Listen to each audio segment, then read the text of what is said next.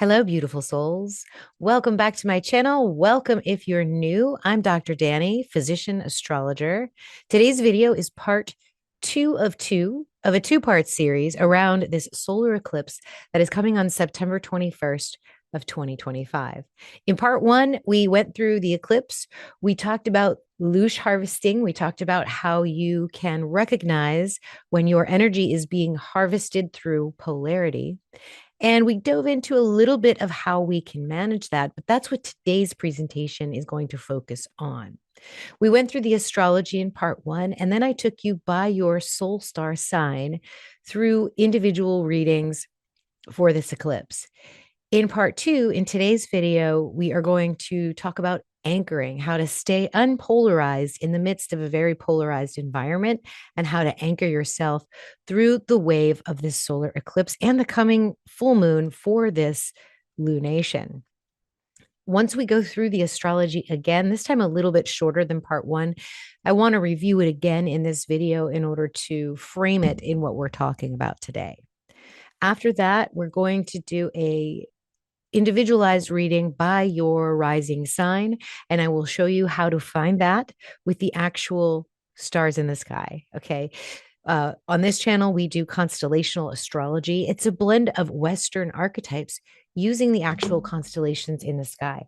Turns out it's one of the most accurate kinds of astrology you can do if you feel like you are a soul waking up in this lifetime, either for the first time or as a subsequent energy. So like I said, this kind of astrology is not for everyone, but it is definitely not tropical and it is definitely not Vedic. So if you're interested, stay tuned and see if these rising signs resonate for you. I have a couple of announcements, but they're sprinkled out throughout the presentation. And I guess we'll just get right into it. This will be a long video, guys. Okay, friends, like we always do, we're going to step outside first. The energy is just so intense out there right now. I can feel it. I know you guys can feel it. This eclipse will not look like this. Okay, for those of you that aren't familiar with how eclipses work, the moon is going to be between sun and earth. And sometimes we see a shadow. Sometimes we see the visible silhouette of the moon, but it depends on where you are in the world. Where most of us are in North America, the Northern Hemisphere, we will not see this eclipse in its entirety at all. So those are actually kind of the sneakiest eclipses because you're not paying attention to them. The media is not trying to get you excited about it. Oh, there's other things they're getting you excited about, but it's definitely not this. But the reason I bring all of this up, the reason I wanted to talk about energy harvesting and loosh and anchoring and unpolarizing yourself is because those that use eclipse magic wait for times like this and get you really excited about things, either very, very, very happy or very, very upset and angry, because those are the easiest emotions to access. And when those emotions are focused unconsciously, your energy is harvested. Okay. But I hopefully after we go through the presentation before the astrology, you'll have some idea of how to unpolarize yourself and anchor in the here and now so that you can use this eclipse energy for your own highest good, for what it is that you're here to do, rather than someone else's evil plan, if that's what we want to call it. So let's take a walk outside. Let's use stellarium-web.org. Let's go ahead and move my Zoom bar out of the way so I can add the constellations, the art, and take out the atmosphere. So here it is. The day I'm recording this is the actual Mercury Cazimi, where Mercury is behind the sun over here. This is the beginning of a brand new Mercury cycle, you guys. This is literally the energy where if you want to manifest something, today, now is the day to do that. Even if you come into the Mercury cycle a little bit later, like during this eclipse, if you're watching this video a day or two before the solar eclipse and you're getting this message about Mercury, you're still in that window. It's just very important that your mindfulness is turned on because your thoughts and feelings are so much more sensitive to being scooped up into the ether and being created right now with this eclipse and with a new Mercury cycle. So here's the position of the sun and moon, and we'll talk a little bit about this when we look at the chart. Here is Mercury beginning a brand new cycle, and over here is Mars moving. Three-eye Atlas will be right here on the 21st, entering into the stars of Virgo. We're going to do a live stream in a couple of days. We're going to talk more about this comet and this coming eclipse and really see if we can get our heads around what kind of energy is coming. Eclipses are unpredictable. It's an energy that can be erratic. Things tend to change. Things tend to go away or move into your field with a quickness like you've jumped timelines. This happens. And how that manifests for you in your life literally depends on the house position, when your birthday is, and what time you were born. So you're going to need to know your time of birth in order to play along with this exercise. Otherwise, you're going to have to listen to all of them and decide which one resonates with you the most, because your rising sign is determined by the time of your birth. And I'll just give you a quick demonstration here in Stellarium. So if we look at the time of this new moon, it's 1442, and it looks like we've got, if we take away the landscape, we've got Sagittarius just about to rise. It takes hours. So look, if we go up by an hour, Sagittarius moves, and then the next rising sign is present, Capricorn. So the time of birth is crucial, because if we are pinpointing your rising sign and or your chart ruler, we need to know precisely where the constellations were in terms of your horizon.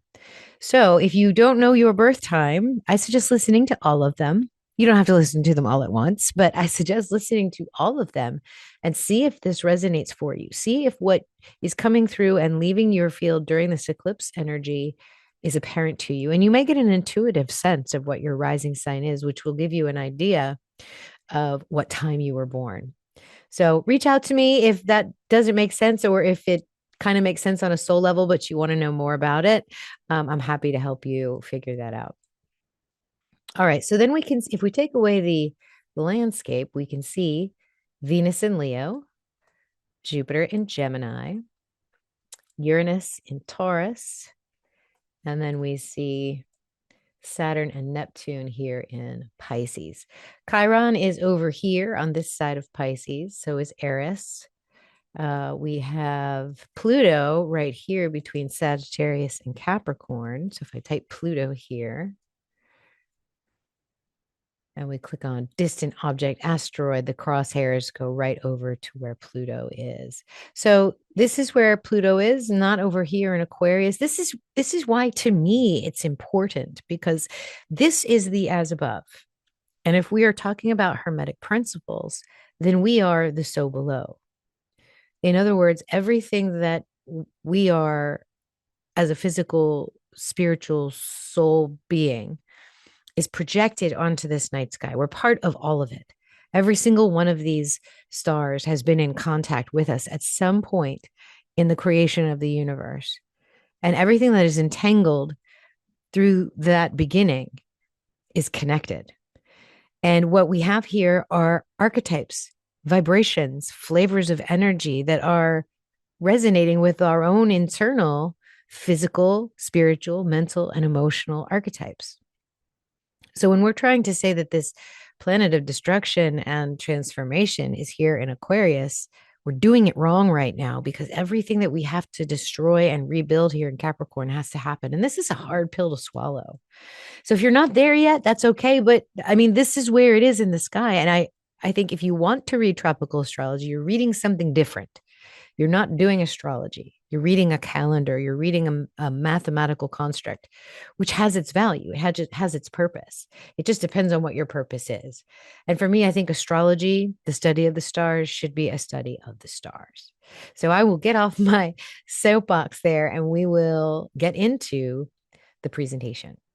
All right, let's get into the teaching and the presentation about unpolarizing yourself and anchoring. I titled this presentation, I almost sat this one out. When I was analyzing the astrology for the eclipse, my heart hurt. It was just so intense. It was so powerful.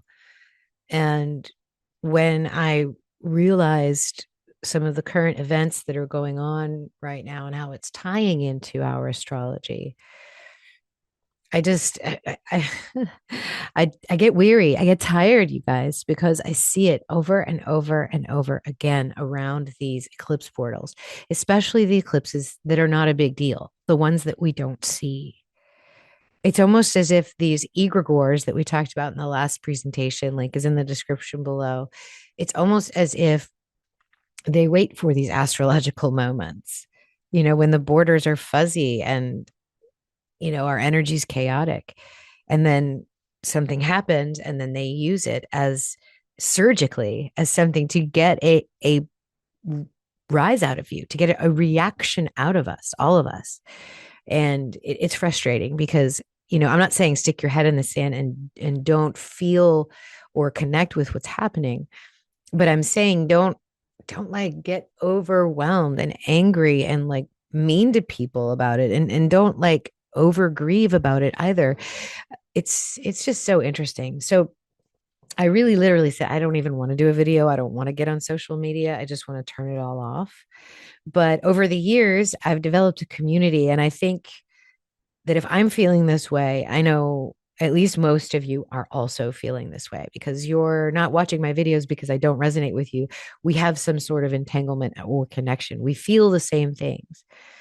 And so, as a teacher, as an astrologer, as someone that has worked through emotions and physical problems and helped other people along with all of these things, I just wanted to give you guys some kind of action to do to get yourself through this wave so that your energy is not expended in the wrong direction, so that you're focusing your true magic and your true power on your highest good. That's literally what these two presentations are about. There's just so much here to think about. And so I urge you to open your eyes, to see what's happening. And if there is an emotional reaction inside of you, something that makes you feel something, recognize that, feel it, don't dismiss it, but you also have to let it go. You also have to stop watching other people's reactions. Grief is very intoxicating. It's more intoxicating than desire, and so can fear and anger be the same way. So if you keep watching, you're going to keep getting angrier and angrier. If you keep watching and investing your time and emotion, you're going to get sadder and sadder, and you're going to feel more and more alone. So I'm going to teach you how to anchor this tough energy so that you can use this eclipse for your highest good or for those around you. I mean, that's what we're here for. We're taking care of our people. And speaking of my people, thank you, channel members. I'm so grateful for you. I appreciate you stepping up and allowing me to expand in the way that you have. Uh, Even the small monthly contribution, it just means so much to me that you would do that you would open your heart and your mind to the work that I'm doing. And I also appreciate all you subscribers too that are not channel members. Think about becoming a channel member. It's not that expensive. You get to join our call. So, but I just wanted to thank all of you for supporting me in this work. All right, these are the topics for today's presentation. The first one is non-polarization. Like, how do you get there? What does that mean? We're just going to sit in that energy for a minute as I talk to you. And then I'm going to talk to you about some anchoring techniques using the elements associated with astrology. So you'll be able to tie this back into your own natal chart if it inspires you. We'll review the chart, but we won't go as deeply into it as we did with part one. You can always go back and watch that part of it. The timestamps are in both videos to refresh yourself on the astrology. And then we will dive into these rising star readings. These are going to be a little bit longer than the soul star readings because I have accurate house placements for each rising sign for this eclipse. All right, let's get into non-polarization. First thing about that you need to understand about non-polarization is that you need to be in a space where you can be aware. Okay. It's not putting your head in the sand. It's not all love and light. It's okay. I see that. I see that and I recognize it. The choice that you have once you see something is, what am I going to feel and what am I going to think? And many times that's an unconscious process. And it doesn't necessarily mean that you have to control it. All it means is that you see it for what it is. You see something that's disturbing, for example, on the news. You see the video over and over and over and over. I think one time is enough for awareness, yes? Because the trap is for you to watch it over and over and over again and trigger your safety mechanisms, your fear mechanisms, your anger mechanisms. Trigger those programs in you so that you will have an emotional response. And there's a difference between being neutral and being passive. You know, you can have an opinion about something, and that's fine. That's your version. You can bury your head in the sand, which is passivity, and withdraw. Neutrality doesn't mean that you have a good opinion, a bad opinion, a happy opinion, or a sad opinion. It just means you have an opinion. Okay. So for the recent events that have happened, I have an opinion about it, but I'm also emotionally neutral about it for many, many reasons. Not because I want to hide my head in the sand, not because I don't want to feel grief for someone, but I don't want to react because much of what's going on right now is to harvest that energy. So neutrality and awareness is active sovereignty. You're not withdrawing. You're not burying your head in the sand. You're not spiritual bypassing. You're literally just not feeling it. And that's perfectly fine. But I'm not saying that one is bad or one is good. If you need to feel something, feel it, but have the awareness first. That way you can return to neutrality and hold both sides. This is such an intense exercise. Every time something impactful happens like this to our collective, what's been going on in the recent days, is I try to get inside the mind of the one who was the perpetrator. Obviously, we can all sympathize with victims. Obviously, we can all sympathize with those that are weak or not smart or not as smart or whatever, people that just don't have all the advantages. But those that are stronger, those that have weapons, those that are crueler, what might it be like to be them? What would make them want to do something like this to another human? And if you allow that honest exploration, you would be surprised at what comes up for you. It's incredible. You have no idea what people go through, what would make them want to do something. But it was their drive, it was their initiation, it was their action, it was their karma, it was something that they had to do. And I know it sucks to think about things like this, but this is part of being non-polarized. You have to understand where both sides come from. So this is hardest one. Trust me, I'm not all that good at it either. I have opinions, like I said. So we'll see what happens. We'll see what happens. Because sometimes, especially, you'll see this in movies or stories, you'll realize that the enemy is actually the hero, and vice versa, or the hero has a fall from grace and becomes something evil. So you need to hold both sides because there is possibility on both sides. Again, this is just a statement. I'm not saying anything. I'm not trying to create any arguments. All I'm saying is that in order to be non-polarized, both sides must be considered. And this is one of the hardest steps to do. Also, and this goes without saying, you don't want to feed the drama. Yeah, okay, so you got an emotional reaction out of that. Do you want to examine why you got an emotional reaction out of that, or why you were able to react like that? Or do you want to keep feeling it and watch everything crash around you? It just depends. What do you want? When you put your eyes on it, your energy is going to fuel what you focus on. And I could bring up some examples, but I don't want to polarize you against hearing this truth. Just understand that there are moments when we choose to feed the drama because we get that adrenaline rush. We get that serotonin hit. We get that dopamine hit.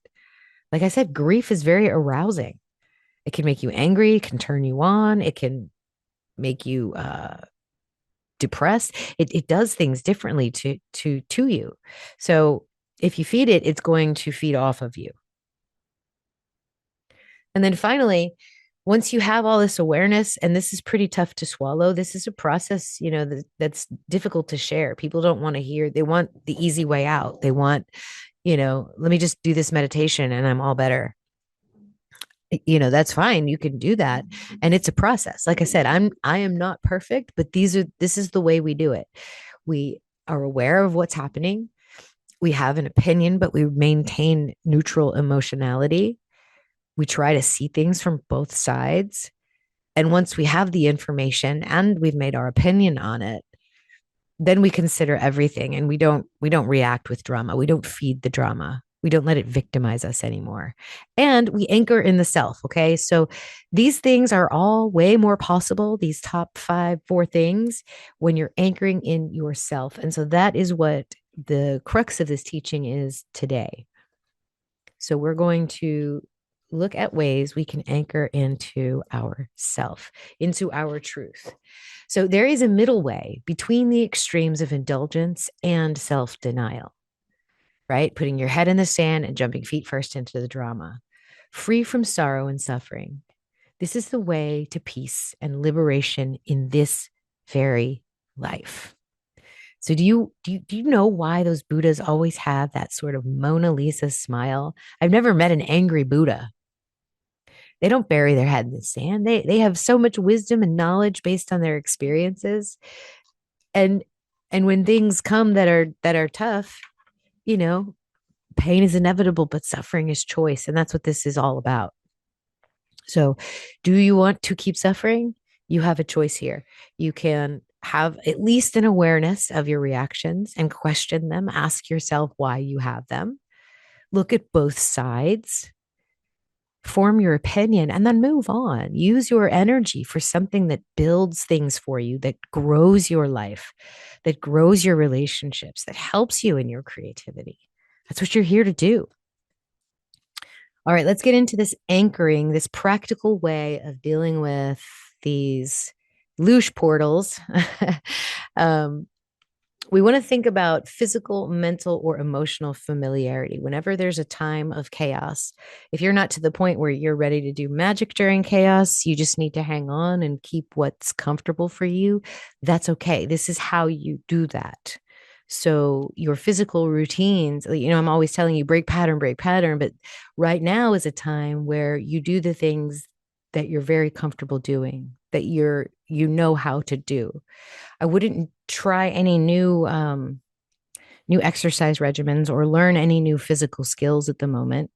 Don't take up sword fighting or archery right now this week. Don't do it. Sit it out for a minute. Do what you're familiar with. If you go to the gym and you do the same reps every day, go to the gym and do the same reps every day. Take the same route that you do on your bicycle or when you're running. Just do what is familiar to you.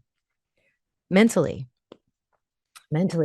there are things that we do that soothe us that do not involve uh, social media, where you need to keep your mind active, at least for me. So I do puzzles. I do puzzles, I do word games, paper, put my hands on it. I build something so that I don't have the internet bothering me, so that I don't feel like I have to scroll up and down. So I know that my mind is very active and needs something to play with all the time. So for me, I have to find something that I'm used to doing that soothes me when I'm doing it. And then emotional familiarity. Okay, so this is key right here. Who makes you angry, sad, and frustrated? Stay away from them right now, because all they're going to do is put it is just by them being who they are, their finger right in your emotional wounds. Go where people laugh. Go where people feel safe. And this is what you can do. So mental, physical, emotional familiarity, that's the key here. And one of the things that you can do, you can try out all of these different things I'm going to tell you, but if you examine your chart for its elemental dominance, then you will know which of the elements soothe you the most. Okay. So for me, for example, I have a lot of air in my chart, a lot of air and earth. If you have a very balanced chart, some of these may work sometimes, some of them may not. We do have a Virgo moon. So, if you're not sure what your elemental dominance is, do something with the earth elements. But I'm going to give you examples of all the different modalities that you can do to anchor yourself, to keep yourself calm and chive on, during these loosh portals. So we're going to anchor with the elements, and there's 5 elements in astrology. We have air, which is Gemini, Libra, and Aquarius. We have earth signs, which is Taurus, Virgo, and Capricorn. We have fire signs, which is Aries, Leo, and Sagittarius. And then we have water signs, which is Cancer, Scorpio, and Pisces. So Ophiuchus is usually associated with ether, the spirit energy. Some people call it spirit, some people call it ether. It's the quantum foam, the space of potentials. It's where spirit dwells, it's where we create. So we put Ophiuchus with spirit, and each of these elements get one of 3 of the ones we listed. So we'll go through each of these. If you have earth dominance, or if you're not sure and you want to really ground in with this lunar energy, then you want to be present with your body. You want to do an awareness exercise where you can sense where your body's uncomfortable, where it's hurt, where it's stressing, where it's adapting. Sometimes connecting with soil, the earth itself, stones, crystals, plant energy. Like if you have a garden or a nursery, connect with those plants, reconnect with those plants. This and the stability is bodily. So anything that you can do that puts you in nature. Like for me, for example, I love going to the beach after a stressful shift. After working 24 hours, cooped up at the hospital, I just need to run free. So I'll go to the beach, take off my shoes, take a swim in the morning when no one's there. It's literally, and it just feels so good in my body and in my heart and in my soul. And so that is how I will probably connect with Earth during the next couple of days, because of these energies. Or I'll go for a bike ride with my husband, or I'll ride my wheel just to feel the wind energy and the earth energy, and that kind of thing. So being with the trees, being with nature. If you do this and you leave your phone off, or at least leave it so you're not looking at the screen, and just sort of sit and listen to the birds, listen to the animals, it really can be quite a peaceful energy. And all the world around you could crumble and it wouldn't matter, because you would be sitting there, radiating light in nature. So if earth doesn't resonate for you, you can connect with the water energy. So let emotions flow without overwhelm.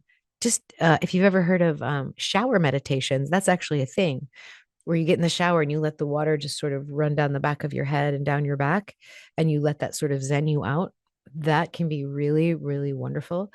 Washing your hands with salt is a great way to sort of let the bad energy be released. And then being really neutral, because neutral is fluid. You can move in and out of energies the more neutral that you are. Or whatever water ritual works for you, taking a bath, walking in a stream, going swimming in the ocean. Combining this element with earth is fine too. So just however you can work with water in the way that it moves, in the way that it's adaptable. This can also be good because lunar energy is associated with water too. And then we have air. So this one is always great for me. I love working with air energy, breath work, fire breathing. That is one of the best ways for me to calm down and connect, is through the breath work, because I feel the movement of the fourth dimensional light up and down my chakras when I do it. Also, speak only what's true. Try brutal honesty for a change. Work with the words that you say. I recently discovered that my love language is my voice. So my words, what I say, how I say them, has taken on such a different meaning now. Because if I'm saying something terrible or something rude to somebody or disparaging somebody, what kind of magic am I doing there? So, I've come to a space where I think I'm only going to speak love, and shape my breath around the energy of love, because that's my love language, and that's my biggest weapon. So for me, air is really and the breath work is really great. Going sailing, flying a kite, sending writing a love letter, writing, journaling. This is all very grounding energy that you can use with air, with mental energy. Okay.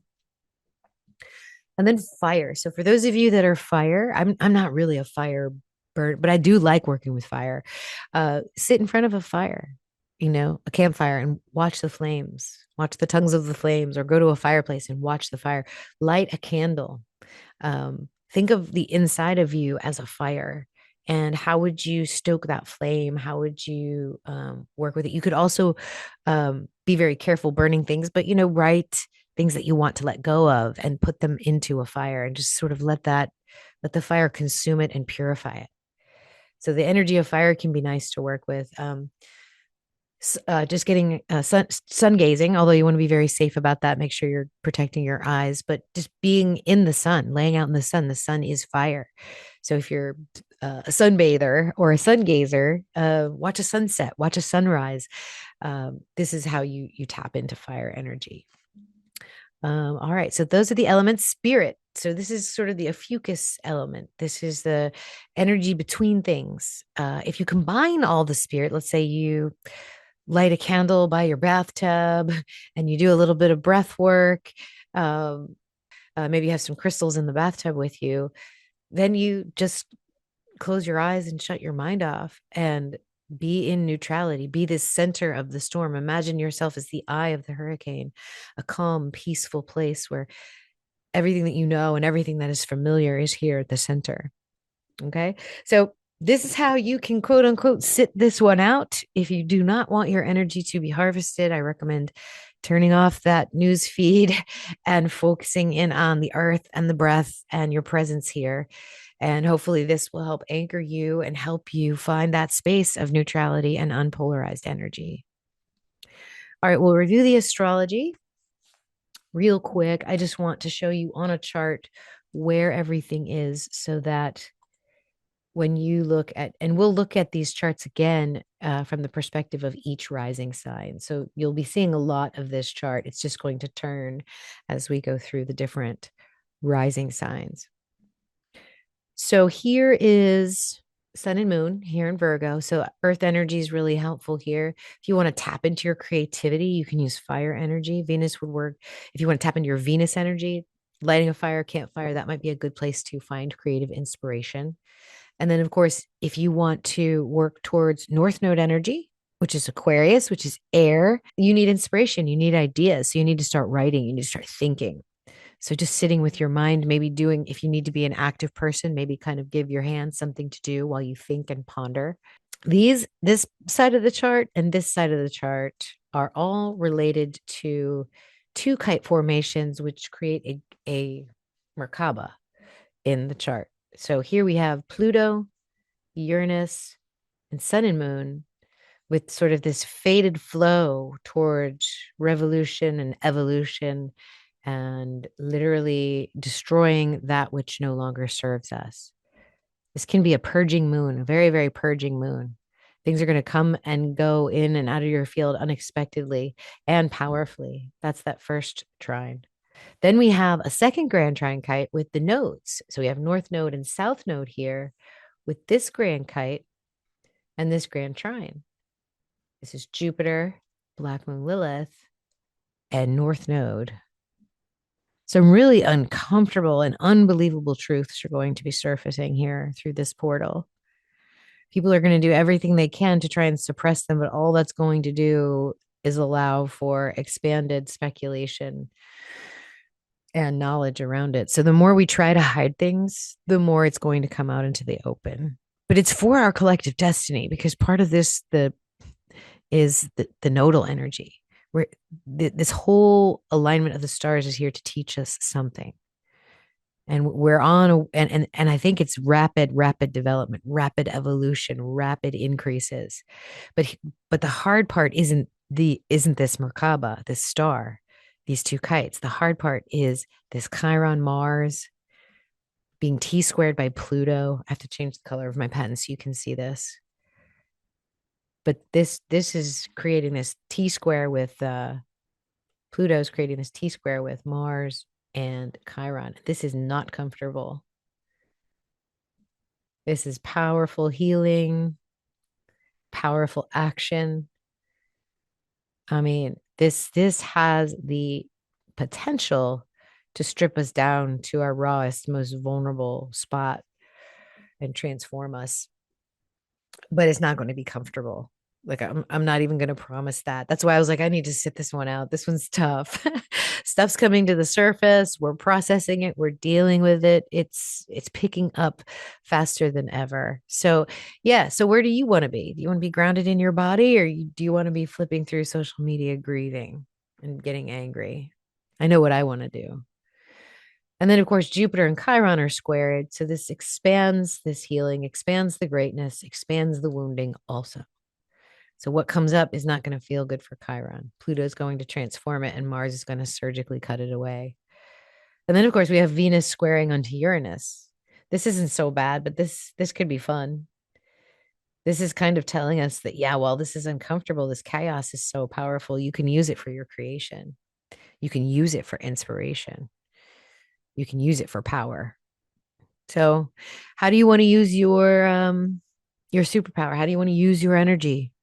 You want it harvested by those that would like to create their own reality, or would you like to use it to create your reality? Neither one's bad. You can just answer that honestly for yourself. You're miles above everybody else. All right. Let's get into the rising sign readings. I'm going to show you how to find your rising sign first. And I'm also going to give you my announcements first. So this is coming. This is so soon. This is like next Saturday. The first annual Sidereal Astrology Conference with the International Sidereal Astrology Association. I will be one of the keynote speakers for this event. I'm so excited. I'm going to share my research on the Golden Phoenix angle, and I'm going to inspire more people to come into this kind of astrology so that they can do this kind of research. Astrology is not dead, not at all. If we're coming back to the sky, if we're reuniting astronomy with astrology, we have a big gap we need to fill, and that's actually getting to know our sky again. So I'll be talking a little bit about that as well. And then, of course, stargazers, channel members, I will see you all on Saturday evening on the 20th, the day before the eclipse at 6 p.m. Central Time. So check your time and dates so you know when that is. It's -5 UTC.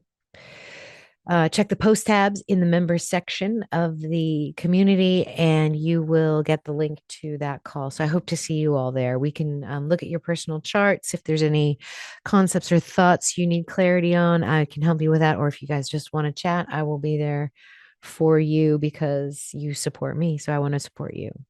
All right. Become a channel member. If you're not, it's only $4.99 a month. You can at least try out one call. And if you don't like it, you don't have to renew. How to find your true sky ascendant. So, like I said in the beginning, your birth time is essential. Look at stellarium-web.org. You can change the time and date to your birthday, and then look in the eastern sky, just like we did. We looked at whatever was coming up and rising in the east the moment of your birth. That's why the time is so important. You can also go to drdanny.com free chart, like we did in the previous video. Go to the website and put in your details. If you don't know your time, go listen to the soul star sign readings, and then come back here and listen to all of these and then see which one resonates for you the most. If you do have your time, put that in there and you will look to the left side of the chart.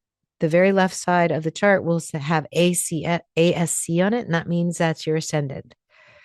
And the rising constellation in the true sky might be different than your tropical placement. Okay.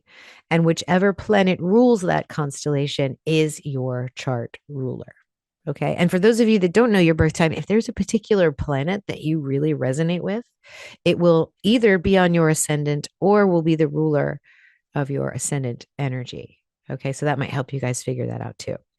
All the timestamps are below. So if you guys are ready to rock and roll, we will get into beautiful, busy, intelligent, plugged in Virgo rising. You just see the world so differently than everyone else. You see it simply. You just, yes, it's complex, but your level of intelligence just makes it easy for you. And you love to pick apart every piece of information you have received and simplify it so that humanity could live its best life. You tend to go down rabbit holes. Mercury is traditionally your chart ruler. However, if you follow my work, maybe you want to adopt Venus. It might resonate with you a little bit better. But either way, having Venus or Mercury as your chart ruler, you're going to be somebody that is very tuned in, very able to handle the complexities of life. So let's look at your chart, Virgo Rising, and see where everything is for you. Hopefully, this will make more sense. And what you will do is you will have your chart overlaid on top of this. So this is the actual sky, but the ascendant and the constellations are positioned in such a way so that we can identify the house in which the planets are for you. So here are your placements, for example. So Sun, Moon, and South Node are all going to be in or near your 12th house. Okay. Saturn and Neptune are going to be in your 6th house. So is the North Node. Mars is in the first right now. Black Moon Lilith in the comet. Well, the comet's probably in your first. Black Moon Lilith is in the second. Pluto's in your 4th house. Chiron is in your 7th house. Uranus is in your 8th house. Jupiter is in your 10th house right now. And Venus is in the 11th house. So we're going to read it like this without knowing any other placements on your chart with the exception of your ascendant. So this means that if your sun is actually in Taurus, then you're going to be reading the soul sign Taurus reading in video number 1. Okay. And your sun's conjunct Uranus. So, but only you would know that because I don't have your chart. So you want to go listen to the soul sign reading for Taurus sun, and then you can listen to this for Virgo rising. Virgo landing in your first house, and Mercury is here. This is a cosmic and personal eclipse for you. The sun and the moon are pressing directly into your 12th house energy. The reset that's happening is a little bit unseen for you. It's an unveiling and a veiling, and it will feel like you are being rewritten from the inside out. You're probably the only rising sign, with the exception of maybe the late Virgo Libra rising, where this is not going to be an external shift necessarily for you.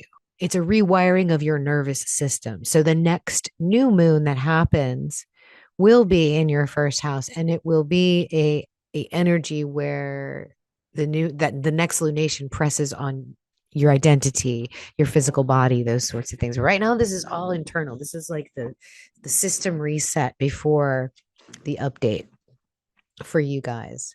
In your 6th house, in the house of service, health, and labor, you've got Saturn, Neptune, and the North Node opposing the eclipse, reminding you that your body cannot function under illusions or unsustainable routines.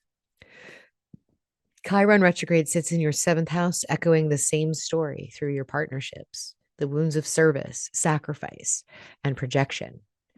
Black Moon Lilith with the comet in your 1st and 2nd house are shaking the ground of money and self-worth.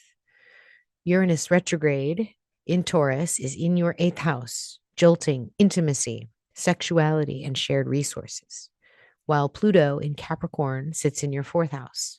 This is going to transform home, family, ancestry. Jupiter in Gemini lights up your 10th house of career, and Venus in Leo highlights your 11th house of community and alliances. So the sky is pulling like every thread of your life at once.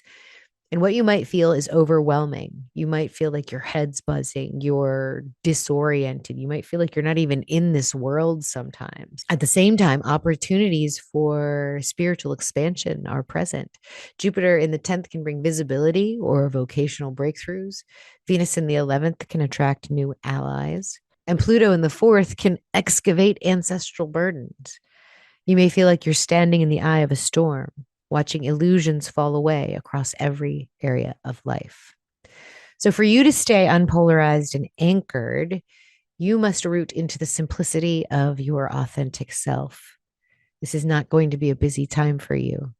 This is going to be hard for you, Virgo, to be unbusy. Your nervous system is the compass. So when the storm of opinions, demands, or illusions begin to swirl around you, return to the body, do breath work, eat food that makes you happy, nap, be really clear in what you're saying and what you want.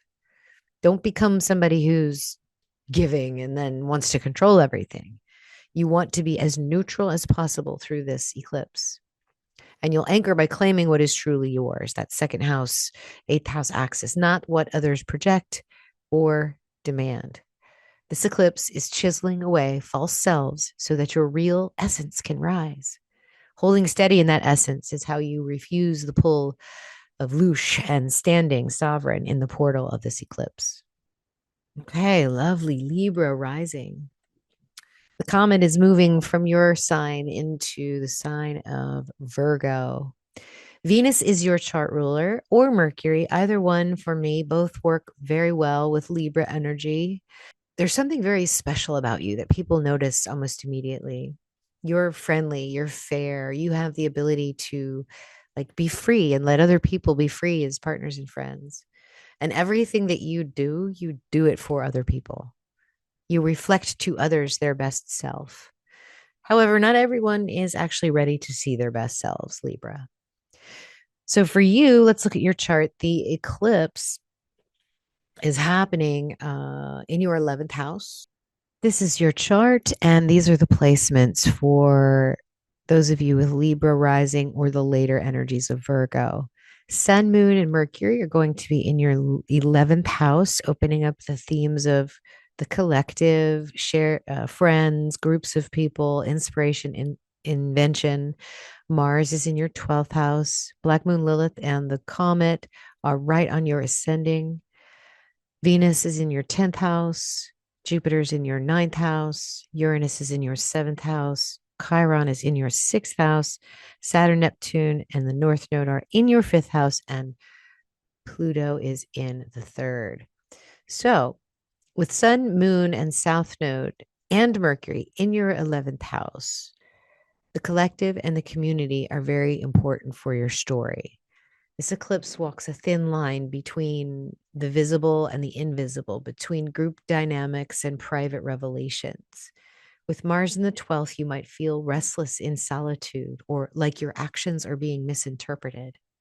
Black Moon Lilith and Comet Atlas, sitting on your ascendant, amplify this sense of carrying something vast, alien, and otherworldly through your body. Saturn and Neptune, retrograde in Pisces, are moving through your 5th house of children, creativity, and joy, opposite this eclipse. They are asking you to confront illusions in how you create and express yourself. The North Node is here too, pointing you toward the necessity of aligning your play and art with authentic soul purpose. Meanwhile, Pluto is in your 3rd house, transforming your communication style and daily environment. Uranus, retrograde in your 7th house, is destabilizing your relationships, while Chiron in your 6th house highlights wounds around work, service, and health. Venus in your 10th house draws focus to career and public visibility, and Jupiter in your 9th house expands your worldview and belief systems. This eclipse may feel like you are standing with one foot in the dream and one in the crowd. Collective dramas in your friendships or networks could pull on you, while your soul craves retreat. Creativity and joy may feel stalled, and health and work routines are stretched thin. Relationships become unpredictable. At the same time, Venus and Jupiter light up your calling and your vision, suggesting to you that new opportunities can emerge if you stay anchored. This is a liminal portal where you are being called to redefine your relationship with solitude, creativity, and truth. So, Libra rising, to stay unpolarized and anchored, you must honor both solitude and discernment. Anchor in your true, authentic self by giving yourself permission to step back from collective noise, even if others don't understand. Neutrality is your shield here. You do not need to pick sides or pour energy into group dynamics that drain you. Anchor in quiet practices, dreams, and journaling to process what is being revealed to you. Remember that your essence is not defined by the chaos of the collective, but by the stillness you cultivate within. This eclipse gives you the chance to embody sovereignty by choosing presence over polarization. Scorpio and Ophiuchus rising. All right, you guys are the chameleons, the healers. You literally open people up or rub them the wrong way the minute you walk into the room. There's something so magnetic about you. You pull people towards you, and then your energy just sort of coils its way into the chinks in people's armor, exposing their vulnerabilities. And you love it. You eat it up. But a lot of people don't like that. A lot of people don't like to feel vulnerable and exposed the way your mere presence does this. If you identify more with a Scorpio rising, you're going to look to Pluto or Mars as your chart ruler. And those two are making very interesting aspects. If you're feeling like Ophiuchus is more of your rising sign, maybe you're closer to the galactic center with the rising energy, or you're feeling more elevated, evolved, more spiritual with your, with your Kundalini and spiritual practices, then Chiron would be your chart ruler. Chiron, the wounded healer teacher. So let's look at your chart. You will have the eclipse, sun, moon, Mercury, and south node in your 10th house. You will have Mars and the comet in your 11th house. Black moon Lilith will be in your 12th house. Venus in your 9th house. Jupiter in your 8th house. Uranus in the 6th. Chiron in the 5th. Saturn, Neptune, North Node in the 4th, and Pluto in your 2nd house. Okay. So remember that square action between Mars, Chiron, and Pluto.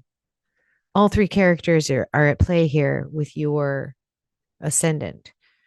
So you may, without even realizing it, attract the kind of challenges that this T-square is doing. Not to mention, it's also Jupiter is in your 8th house, and that is also squaring Chiron. So there's an expansion here into the deeper mysteries.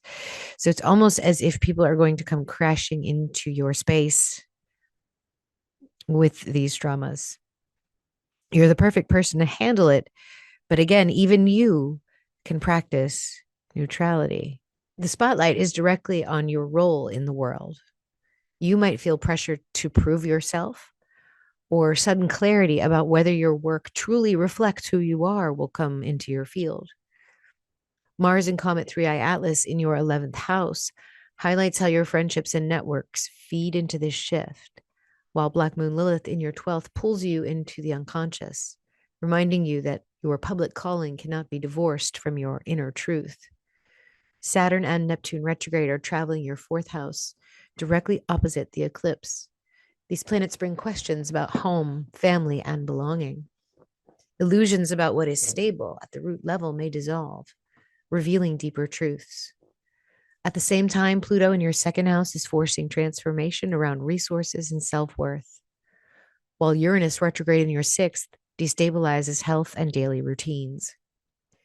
Chiron in your 5th house exposes wounds around creativity and joy, while Venus in your 9th asks you to seek beauty and love in higher learning or spiritual practice. Jupiter in your 8th house brings expansion through intimacy, shared resources, and sometimes through crisis. The effect of this eclipse may feel like being stretched between the private and the public, between home and career, between inner truth and outer reputation.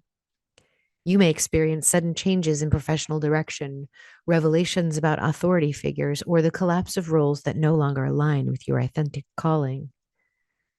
At the same time, family members may demand attention, and financial or health disruptions could surface as part of the larger reorientation. It is a time of profound recalibration of where you stand in the world and how you anchor yourself in both the public and the private life. And so these crisis energies are going to test you. Scorpio and Ophiuchus rising. So to stay unpolarized and anchored, you must return to the truth of what you value. This is Pluto in the 2nd. Your authenticity is not in chasing recognition or clinging to roles that look powerful, but in standing in integrity with what you know to be real. Anchor by refining your daily practice so that your body can hold the pressure of change and release the temptation to control outcomes. Neutrality here looks like refusing to get pulled into either overexposure or withdrawal, instead, holding steady in the middle ground. Your true authority emerges when you claim sovereignty over yourself, not when you seek validation from the world. This is a powerful lunation for you, Scorpio rising. Absolutely. All right, Sagittarius rising. So, you guys, your chart ruler is Jupiter, which is wonderful. And if Jupiter is in your first house, then you are a very lucky person. If Jupiter is in your eighth house, you're going to have a beautiful, magical death.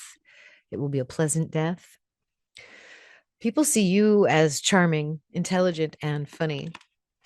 You're very blunt and are sometimes nowhere to be found by others. Sagittarius has the ability to light other people up just with their enthusiasm and their wild ideas. Although, Sagittarius, you need someone to say no to you and to disagree with you because this gives you a challenge to overcome. You find it intellectually stimulating and exciting. And of course, that is why you need people to disagree with you because that keeps your mind active. You're very devoted to spiritual energies in some form or fashion. And I think that you secretly crave rituals and rules as long as they don't infringe on the freedom of the individual. And here's Sagittarius rising. So you will have Sun, Moon, Mercury, and the South Node in your ninth house, which is also Jupiter's house. So Jupiter rules this chart. Jupiter's going to rule this eclipse for you. Jupiter's in your seventh house of relationships. Mars, Comet are in your 10th house. Venus is in your eighth house. Black Moon Lilith is in your 11th house. Uranus is in your fifth house. Chiron is in your fourth house. Saturn, Neptune, North Node are in your third house. And then Pluto is moving through your first house. Okay. So we have Jupiter, a lot of Jupiter energy here for you. This is a complete and utter transformation of the self with Pluto moving through your first house. This is, you're going through this in general, like transforming who you are. But Jupiter is a big part of this lunation for you. This eclipse is going to illuminate the realms of beliefs, spirituality, higher learning, long journeys. The reset that you're going to go through is basically your worldview. You're going to flip your worldview around here a little bit. Your philosophy is cracking open. There are illusions coming to the surface in what it is that you thought was the ultimate truth. You have Mars in the comet in your 10th house, and this is pulling energy into career and public life, suggesting that the shifts in your belief system will ripple outward into how you show up in the world. Black Moon Lilith in your 11th house brings the same pressure into your networks, aligning your community connections with your new vision. Saturn and Neptune retrograde with the North Node are in your third house of communication, opposite this eclipse. So this is a balancing act, right? The big picture worldview of the ninth house must be integrated into the grounded details of daily life, writing, and speech. Illusions around information, siblings, or learning may actually dissolve now. Pluto in your first house is rewriting your very identity, making this eclipse especially personal. Uranus in your fifth house jolts your creativity, while Chiron in your fourth exposes ancestral and family wounds. Venus in your eighth house highlights intimacy, shared resources, and transformation, while Jupiter in your seventh brings expansion through partnerships. So to stay unpolarized and anchored, what you're going to feel through this eclipse will be a reorientation of what you believe and how you speak to the world. Your career path, relationships, all this may shift as your philosophy changes. You're going to feel liberated and destabilized at the exact same time as this worldview is being rewritten. And the interplay of Pluto in your first house and the eclipse in your ninth suggests that who you are and what you believe cannot be separated. Your identity and your truth are being reborn together. So you have to ground in the vision of daily practice. Ground your vision in daily practice. Neutrality comes to you by balancing this grand philosophy of the ninth with the simple words of the third house. Anchor in clear, honest communication, even when it feels vulnerable. Work on throat chakra energy. Refuse to swing between dogma and disillusionment. Your authentic self is revealed when you hold both faith and discernment in equal measure. Do not give your energy to debates that only harvest division. Instead, anchor your truth in how you live, how you speak, and how you embody your philosophy day by day. Capricorn Rising, your chart ruler is Saturn. Saturn attains enlightenment by realizing he builds his own prisons.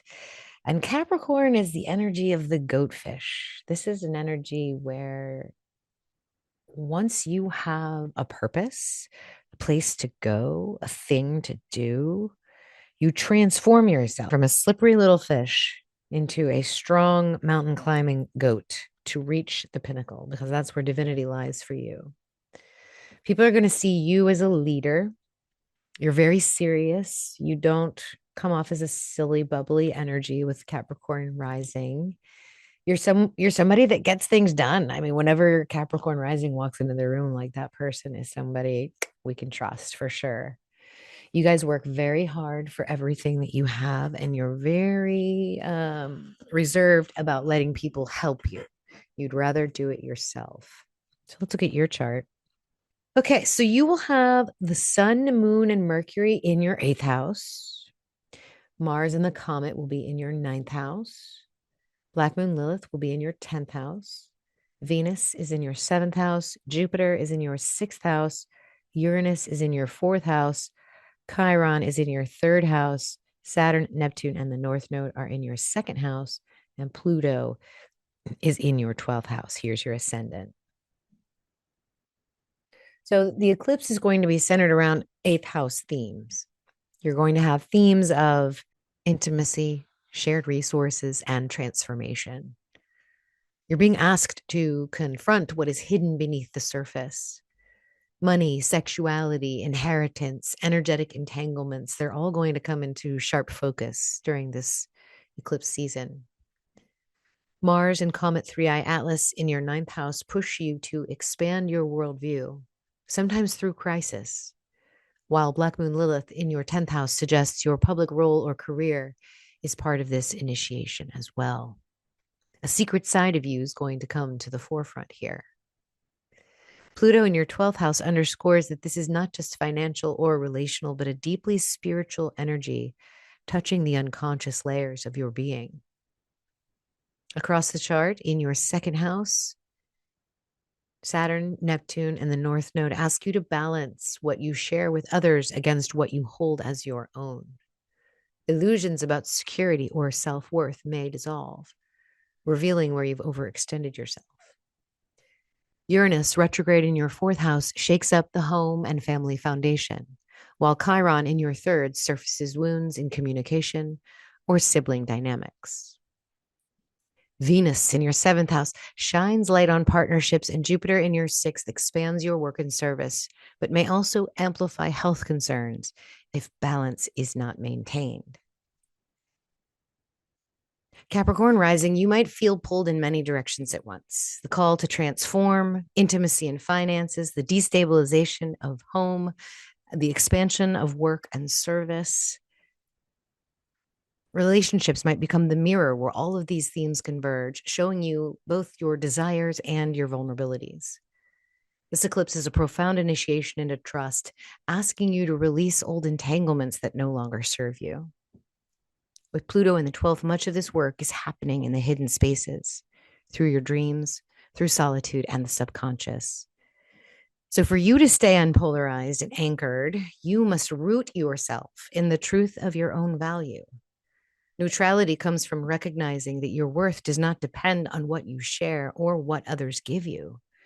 Anchor by tending to your body, and your work with integrity while allowing the transformation to flow where it must in intimacy and in resources. Refuse to get pulled into drama around money, sex, or power. Your authentic self is revealed when you claim sovereignty over your energy and remember that you are whole, even when the structures around you are shifting. Powerful time for you, Capricorn. You definitely want to do the grounding and definitely do not get pulled into any drama. All right, Aquarius rising. You also get a choice with your chart ruler, depending on what you resonate with. The traditional ruler of Aquarius is Saturn, but it's more of a spiritual, more of a collective commune type of a Saturn energy. It's about the decisions that the collective make and their potential future. Or you could go with Uranus, the code breaker, the revolutionary, the rebel. I like Uranus for Aquarius. It just feels good. It's like a breath of chaos.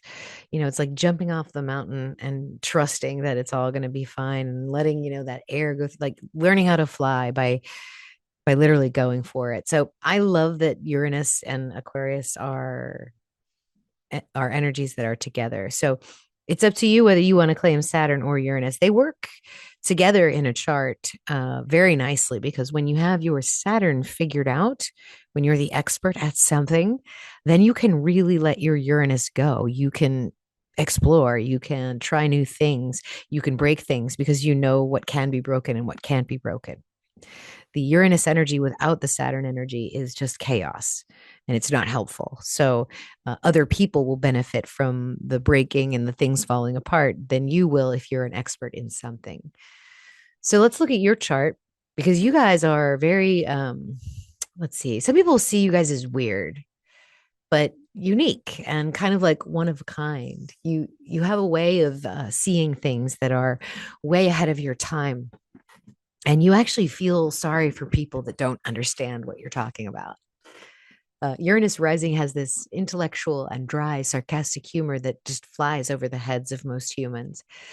You're very altruistic, but you can also be very impulsive. And nothing actually tends to shock an Aquarius rising. They tend to just sort of take it in. And so you're one of the better energies for sort of grounding and remaining unpolarized.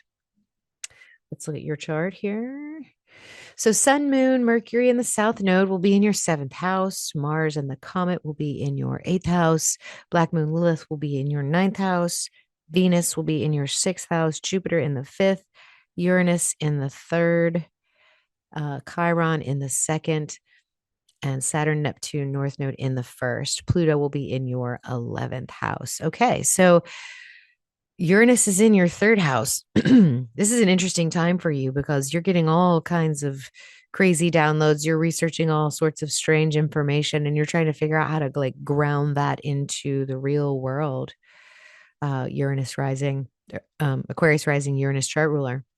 The spotlight for you for this lunation is going to be directly on how you connect with others. So, spouses, collaborators, clients, even enemies.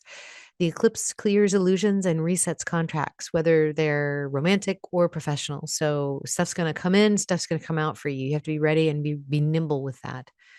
Mars and Comet Atlas are in your eighth house, stirring up intimacy, sexuality, and shared resources, while Black Moon Lilith in the ninth house provokes your philosophy and belief systems. Pluto in your 11th house adds pressure in the realm of friendships and networks, forcing transformation in who you align with collectively. That's very interesting. So you might have this belief in something or someone or some idea, and it's not meeting your standards. And so you may be in a position where you might want to lead a group or to become something like that leads a group in the highest authenticity of your vision. Neptune and North Node and Saturn are all in your first house right now, the house of self, and it's directly opposing the eclipse. So this axis is challenging you to redefine your identity in light of how you relate to others. Illusions about who you must be in order to partner may actually dissolve now. Uranus in your third house destabilizes your daily communication and environment, while Chiron in your second highlights wounds around self-worth and money. Venus in your sixth house shines light on work and health routines. And Jupiter in your fifth house expands creativity, love, and joy, reminding you that play and pleasure are essential even in times of change. Yeah, this is definitely like that. This feels like falling head over heels energy. I don't know. You may be falling head over heels with an idea that's letting everything else around you collapse. You might even be considering moving or completely uprooting your life in order to either break this relationship, change this partnership, or to create a new one. So, what you're going to feel is like standing in the middle of a negotiation between who you are and who others want you to be. Partnerships will shift dramatically, some dissolving, others deepening, and others suddenly appearing. Resources, intimacy, community affiliations are all part of this recalibration. And the presence of Pluto in your 11th and Lilith in your ninth suggests that both your vision of the future and your belief system are being rewritten through what happens in that relationship. So, to stay unpolarized and anchored, Aquarius rising, you must return to the truth of who you are, apart from others' expectations. Neutrality comes from not swinging between over identifying with the partner and rejecting it altogether. So you don't want to completely turn your back. You want to get into those deep energies and figure it out. And then anchor by honoring your body and your identity, even as those relationships transform. Speak clearly, keep your boundaries intact, and refuse to feed cycles of drama or power struggles. Your authentic self will emerge when you allow partnerships to mirror you, but not define you. So this eclipse portal is not about losing yourself to others or losing others altogether. It is about reclaiming the sovereignty while still engaging in a meaningful connection. Pisces rising. Pisces is a huge constellation. So you may have the left fish rising and you may have the right fish rising. If you look at your chart and you have most of Pisces underneath of the horizon line, then you will likely have Saturn, Neptune, and the North Node sort of right there in your 12th house. So this would be early Pisces energy.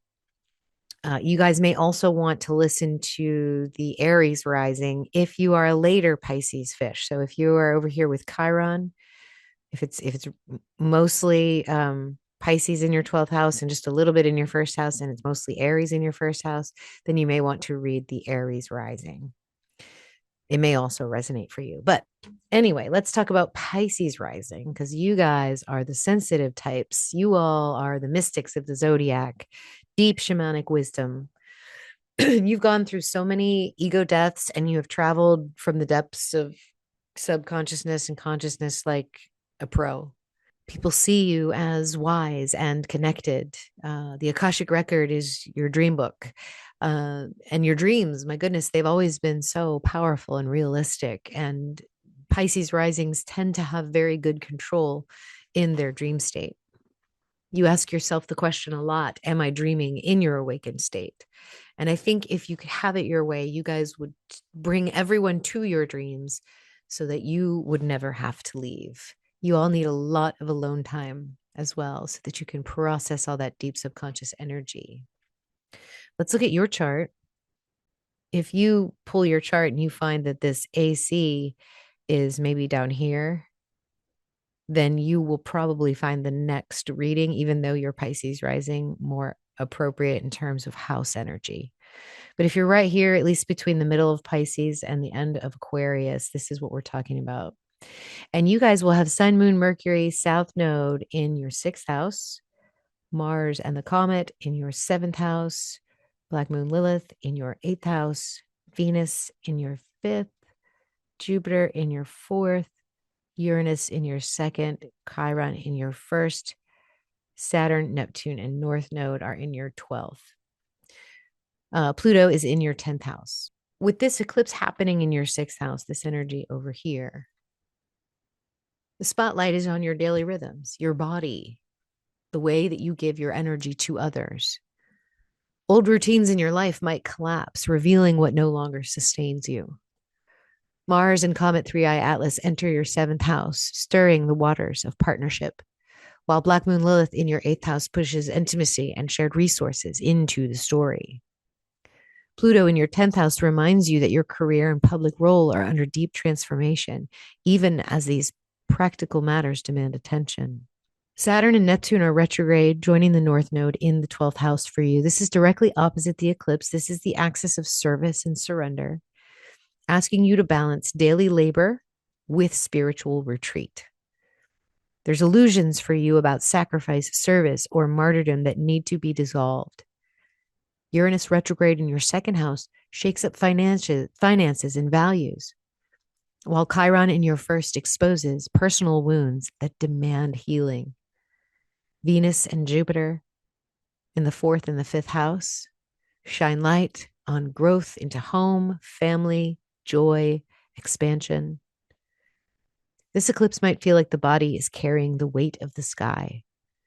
Health matters may surface, work routines may become chaotic, and service obligations may overwhelm you. Relationships are a mirror for these pressures, bringing both conflict and intimacy into play. You may feel stretched between the need for retreat and the demands of daily life. Yet Jupiter and Venus blessing your fourth and fifth house suggests that home, children, family, play will give you refuge and joy in this process. So for you, Pisces Rising, to stay unpolarized and anchored, you must refuse the trap of martyrdom. Neutrality comes from remembering that you are not defined by endless sacrifice. Anchor by tending your body as the temple. Create simple, sustainable routines that heal rather than deplete. Even just adding a nap to your weekend routine. Allowing solitude and spiritual practice to balance the demands of work and service. Speak truth about what you can and cannot give, and refuse to let guilt pull you into polarization. Your authentic self is revealed when you honor both your need for service and your need for rest, without abandoning either. Aries Rising. This is such a tiny sign that there are a lot less Aries out there than we thought there were. Mars is your chart ruler, and Mars will play into this eclipse in a big way, especially in the opposition to Chiron, and Pluto squaring both Chiron and Mars. So we will take a look at your chart, but let's see how do people see you as an Aries ascendant. People see you as strong, assertive, and willing to lead. You're brave, you're action oriented, you are intense. You're also very proud, and sometimes people see you as brash and inconsiderate. You have the ability to dive headfirst into any endeavor. You just don't want to do the small stuff. It's a waste of time. Like, why talk about it when we can actually do it? So everything you do it with enterprising and bold action. And people are going to stare at you when you walk into a room because of your enormous stamina and prowess. You will test the will and the expression of others by living out your own will and expression. So the more you do, the more you will polarize people either towards you or against you. And that's okay. That's what you're supposed to do as an Aries rising with a Mars chart ruler. Let's look at your chart and see where these placements are going to be for the eclipse. So your chart ruler is currently in the sign of Virgo at the moment and transiting through your sixth house. The eclipse and Mercury and the North Node or South Node are in the fifth house. Venus is in your fourth house. Jupiter is in your third house. Uranus is in your first house. Chiron is in your 12th house. And the North Node, Jupiter, or North Node, Saturn, and Neptune are in your 11th house, while Pluto is in your 9th house. Okay, so with a Mars chart ruler, we would want to focus on that. So, but let's read about this eclipse. So, because this is fifth house energy, right? You are being called to reset how you create and how you express your heart. Excuse me, Mars and Comet 3i Atlas stir in your sixth house of work and health, linking your joy to your routines and your service. Black Moon Lilith in your seventh house is bringing partnerships into the mix. So some kind of hidden relationship, hidden partnership, a hidden connection is going to bubble up to the surface here with Black Moon Lilith in your seventh house. Pluto in your ninth house is pushing for transformation in your worldviews and beliefs. Venus in your fourth house suggests that the home and family offer grounding, while Jupiter in your third house expands your communication and local environment. The big opposition between the fifth and the 11th house, where Saturn and Neptune are conjunct our north node, this is the tension between your personal joy and the collective good, right? Illusions in community, friendships, or movements may dissolve, revealing where you've been overgiving or confused in the role that you play. Uranus in your first house is electrifying your very identity, making you restless for freedom. And this is an energy where, as Uranus moves through the first house, your physical body, your physical image can change completely. You might dye your hair, you might grow your hair long, you might cut your hair long, you might have plastic surgery, you might, get a boob job, or you might change the way you dress. Like, so a lot of things can change when Uranus moves through that first house.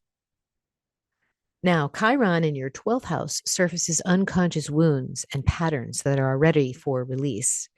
Together, these placements suggest that your joy, creativity, and relationships are being reshaped in ways that ripple through every part of your life. Aries rising, this eclipse may feel like a sudden reckoning with what you love and how to express it. Old patterns of performance, ego, or conditional love may collapse completely, making room for truer forms of joy. Partnerships may become mirrors for this transformation, revealing both shadows and breakthroughs. The influence of Uranus in your first suggests you might feel impatient, volatile, or even reborn as you shed layers of this old identity. The collective's expectations may weigh heavily, but your soul is asking you to come back to joy for its own sake. So for you to stay unpolarized and anchored, you must claim joy as your compass.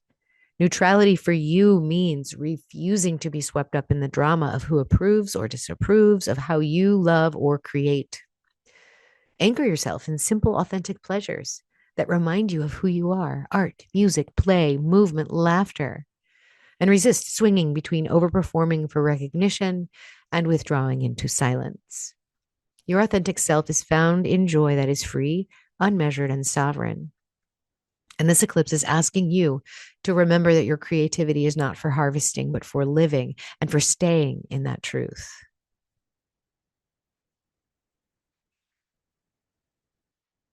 Taurus rising. All right. So Venus is your chart ruler. If you have Taurus rising, this is also my rising sign.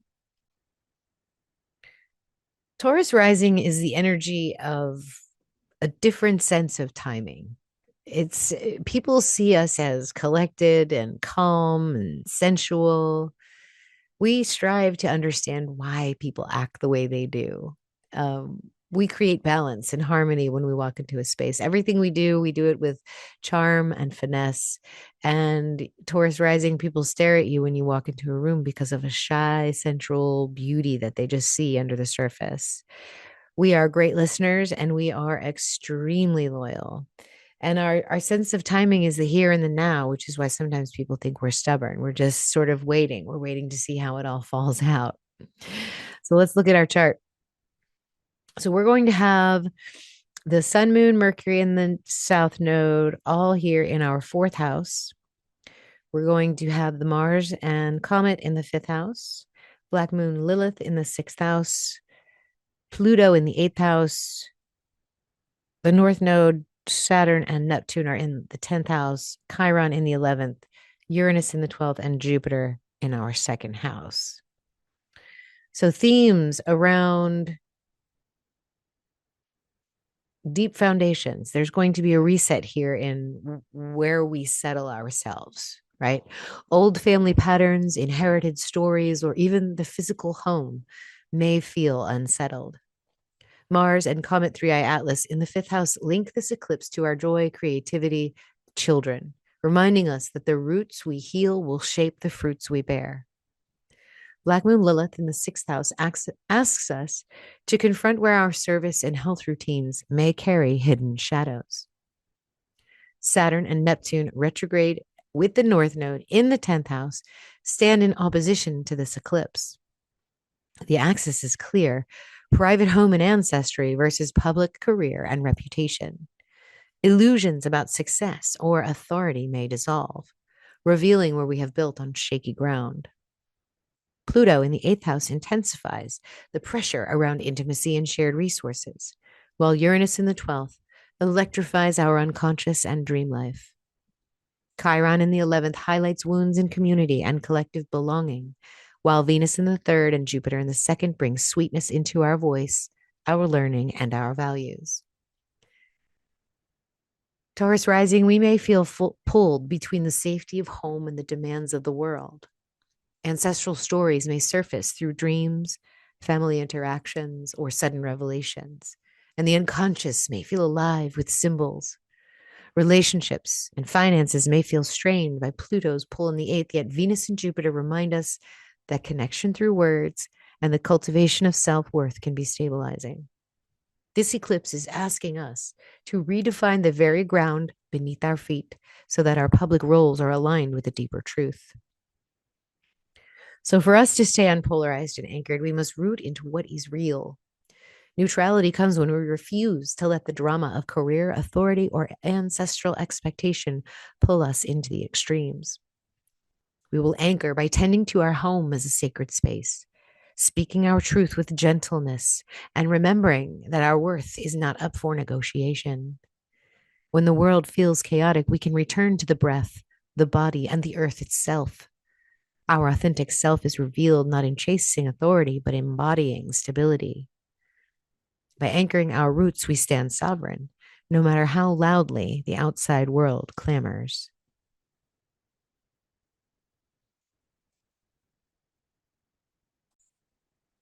Gemini Rising.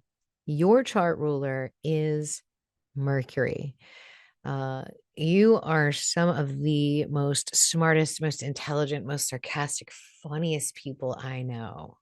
You guys have like this sharp mind, this amazing intellect. You're very good at trade and commerce. Like you see the value in things. You also see the absolute truth in people and ideas. One of the things you guys have to kind of be aware of is that not everyone is ready to see the truth. So you can over explain things when you feel like people are not tuning into your frequency. You will so try not to do that. Don't over explain when people don't get it because they're not going to hear you anyway, right? You'll talk to anyone about anything except when it comes to your feelings. So let's look at your chart, Gemini Rising. So here we have the Sun, Moon, South Node, and Mercury in your 3rd house. Perfect for Gemini Rising. Mercury is your chart ruler. You have Venus in your 2nd house, beautiful blessings. Jupiter in your 1st house, tremendous luck. Mars in your 4th house, action around home. Black Moon Lilith in the 5th, Pluto in the 7th, North Node, Saturn and Neptune in your 9th house, Chiron in your 10th, and Uranus in your 11th house. So with the eclipse in the 3rd house, it's all the themes are going to be communication, learning, and the local environment. The reset's going to come through your voice, your words, and the way that you exchange information. You may find yourself seeing through misinformation or suddenly recognizing where your patterns of speaking and listening have been clouded. Mars in your 4th house brings a restlessness at your home, while the comet and Black Moon Lilith in the 5th house highlight hidden truths in love, children, or creativity. These currents show you that what you speak into the world shapes both your private and playful life. Saturn and Neptune with the North Node are in your 9th house, directly opposing this eclipse. The tension is between local, everyday communication and the big picture philosophy or belief. Illusions about teachers, educations, spiritual frameworks, they may dissolve, forcing you to refine what you truly believe. Jupiter in your 1st house amplifies your identity, while Venus in your 2nd house brings sweetness to the resources and values. Pluto in your 7th intensifies transformation and relationships, and Uranus in your 11th electrifies your networks and friendships. Chiron in your 10th house surfaces wounds around career or public image, reminding you that your voice is part of your calling. Gemini Rising, this eclipse might feel like a reckoning in how you use words and how you perceive truth. You may experience sudden clarity in your thinking or disruptions in communications with siblings, colleagues, or neighbors, friends. Relationships and communities may be the mirrors that show you where your voice has been out of alignment. So look to those moments of awkwardness. At the same time, Jupiter expanding your first house gives you the courage to embody your truth more boldly. And Venus in the second helps you stabilize by remembering what you value most. So for you guys to stay unpolarized and anchored, you must ground in clear, simple speech. Neutrality for you comes from refusing to amplify noise or misinformation. Anchor by listening deeply before you respond, choosing words that reflect your authentic self rather than reacting to chaos. When collective voices clash, remember that you do not need to take every side or prove every point. Your sovereignty is revealed when your words are rooted in clarity and kindness. This eclipse gives you the chance to embody discernment through your communication, and that is how you remain steady in the storm. Cancer Rising, you are ruled by the moon. This is also a small constellation. So you have the feminine goddess of the night as your chart ruler. This gives you an intuitive and empathetic feel about you. People see you as safe, helpful, extremely sensitive, literally in tune with the emotions of all of those around you. You have the ability to see the absolute best in everyone. Sometimes, though, you need to understand that people are not ready to see their best. If you show them their best self, then you provide them with a challenge to change who they are, and they may not be ready for that. You also have a tendency to fall in love with everyone that you click with, even though you're very protective of the inner you. However, once someone hits that click, once someone is worthy of entering your shell, you will love them for life.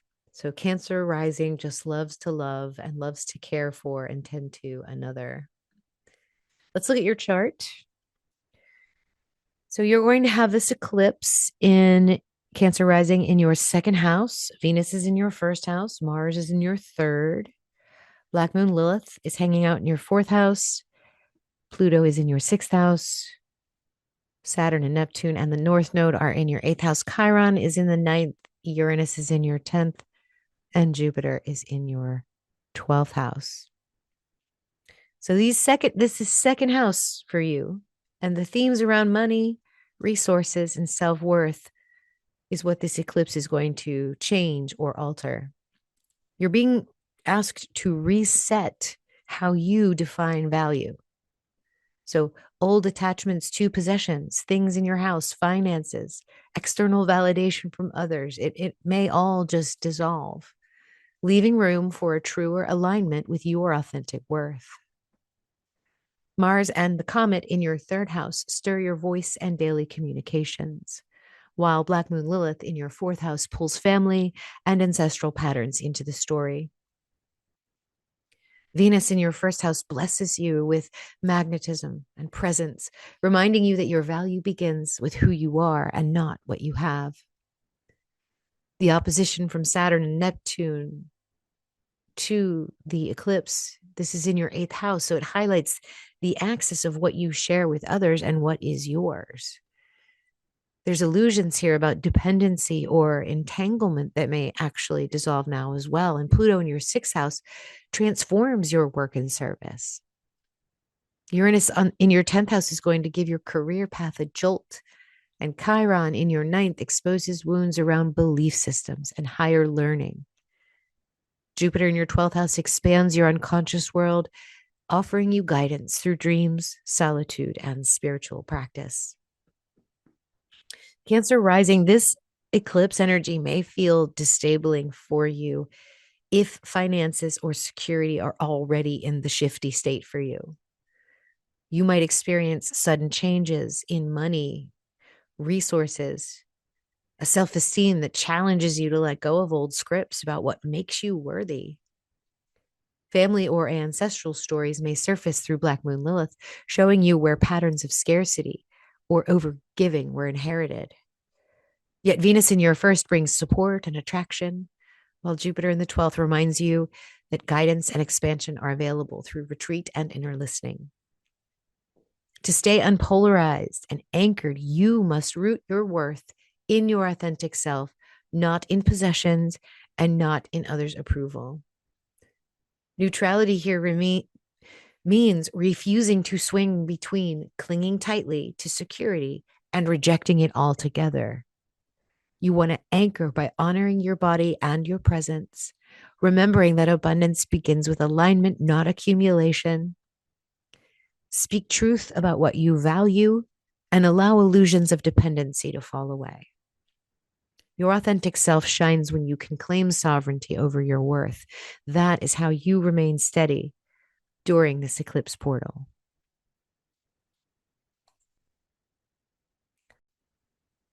Oh, Leo rising, my favorite rising sign energy. You guys are the sun. The sun is your chart ruler, by the way, for Leo rising.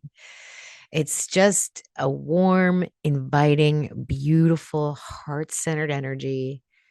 It can be selfish, it can be self centered, but the journey of Leo and the sunward journey is to know yourself and to love yourself inside and out. Your energy is just free, and you like to let others be free too. Friends and partners, you be you. Everything you do, you're going to do it with pride. You have such enormous and huge royal energy. Center of attention, playful. It's beautiful. I love Leo. I love Leo energy so much. And the sun's your chart ruler. So this should be a very fitting reading for you because the sun is involved in this new moon. And you have sun, new moon, and south node in your first house. So this eclipse is happening for you. You are about to go through a deep internal shift. And what's so interesting is that there's actually some code here. There's 33 and a bunch of fives. So this might be very interesting for those of you with this rising sign. Leo rising, on your chart, you will have Mercury, Moon, Sun, and the South Node in your first house. Check. You'll have Mars in your second house, Black Moon, Lilith, and the Comet are in your third house. Pluto is in your fifth house. Saturn, Neptune, and the North Node are in your seventh house. Chiron is in your eighth house. Uranus is in your ninth house. And Jupiter is in your 11th house, while Venus is in your 12th house.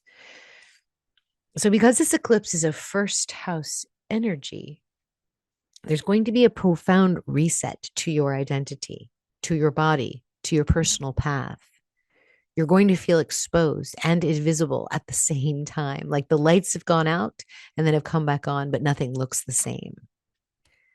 Mars in your second house stirs up resources, self-worth, energy around what you have, action. While Comet, Three-Eye Atlas, and Black Moon Lilith in your third house bring disruption and truth to your voice and communication. Venus in your 12th house blesses you with spiritual sweetness and hidden support, even if you feel pulled into the solitude. The opposition from Saturn and Neptune and North Node in your 7th house, this tension is going to highlight how you define yourself versus how others define you. And you may be wanting to look towards others to define you, to help define the new you when the lights come back on. Illusions about relationships may dissolve now, bringing clarity, bringing endings, bringing new connections. Uranus in your 9th house will shake up your worldview and beliefs, and Pluto in your 5th transforms your creativity and joy, while Chiron reveals wounds around intimacy and shared resources. Jupiter in your 11th house expands your networks and community, suggesting that new alliances may grow even as old ones dissolve. So Leo rising, this eclipse may feel destabilizing because it targets the very center of your being. You may feel restless, uncertain of who you are becoming, and pressured by partners or external mirrors. Relationships, finances, creativity, and intimacy may all be in flux as part of the larger redefinition. Yet Venus in the 12th offers unseen guidance through dreams and spiritual practice, while Jupiter in the 11th provides growth and connection in community spaces that align with your new sense of self. So, Leo rising, to stay unpolarized and anchored, you must return to the truth of who you are apart from others' opinions. Neutrality here means not swinging between over identifying with relationships and completely rejecting them. Anchor by honoring your body, listening to your dreams, and speaking truth even if your voice shakes. Remember that your authentic self is not something to be performed or proven, it simply is. So, by rooting into that essence and refusing to be harvested by the drama of others' projections, you will hold steady through this eclipse portal. All right, guys, that was the end of the readings. I'm so proud of you. If you're still here with me, it means you're actually an astrology nerd and that you've listened to every single one of these rising sign readings, or you're a Leo rising. In any case, thank you if you're still here to the end. Please give the video a like if you enjoyed the content, and don't forget to subscribe if you're lurking. Join us in the Fellowship of 13 Sign Astrology, a Facebook group, private group where we talk about all things constellational astrology. You can follow me on Facebook. You can follow me on X. And I think that's everything. So I appreciate you all so much. And I will see you on the next live stream where we will integrate and download all of this. Namaste, my friends. Take care.